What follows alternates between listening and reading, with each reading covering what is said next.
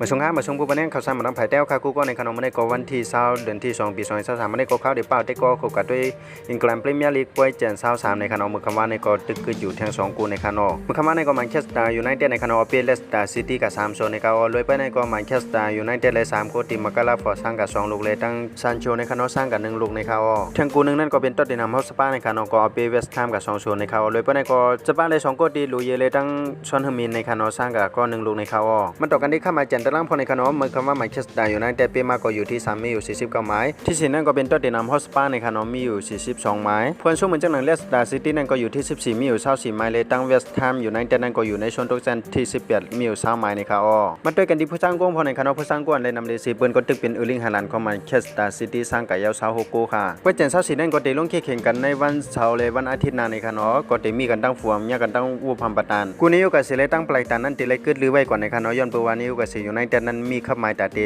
ลงแข่งกันในปังแข่งเห็มกอกซูกระเป้าขับกันตั้งแมนเชสเตอร์ยูไนเต็ดในขนมกุต่อมานั้นก็ได้เป็นเวสต์แฮมในขนมก็ได้เนี่ยกันตั้งนอตติงแฮมฟอร์เรสต์ยูไนเต็ดก็ได้เนี่ยกันตั้งซาดัมตันเอเวอร์ตันก็ได้เนี่ยกันตั้งเอสตันวิลล่าเลสเตอร์ซิตี้ก็ได้เนี่ยกันตั้งอาร์เซนอลปุ่นมาก็ได้เนี่ยกันตั้งแมนเชสเตอร์ซิตี้คริสเตเบเล่ก็ได้เนี่ยกันตั้งลิเวอร์พูลแมนเชสเตอร์ยูไนเต็ดเลยตั้งแฟรงก์เฟิร์ตนั้นก็ได้กึดหรือไว้ก่อนเลยตั้งตอตเทนแฮมฮอตสปาก็ได้เนี่ยกันตั้งเชลซีในข่าวเอาค่ะทั้งเซนดังหมดก็มีจังหนึ่งในขณะสังเกตว่าได้ก็ขอเก็บด้วยส่งด้วยลองข่าวสารมาทางภายใต้ในก็อย่าไปลืมกดไลค์กดติดตามให้ในขณะสังเกตว่าได้ก็ขอด้วยทั้งช่อง TikTok Facebook ในก็อย่าไปลืมกดติดตามมาทั้งช่อง YouTube ก็พอในขณะกำในส่วนในก็ข่าวย้อนสู่บ้านให้ผู้ปันแห่งข่าวสารมาทางภายใต้ค่ะอยู่ได้มีเงินทางหลีกคือเปิ้นกันกูก็กูควรเสียกำค่าข่าวสารมาทางภายใต้ใหม่สงค่ะ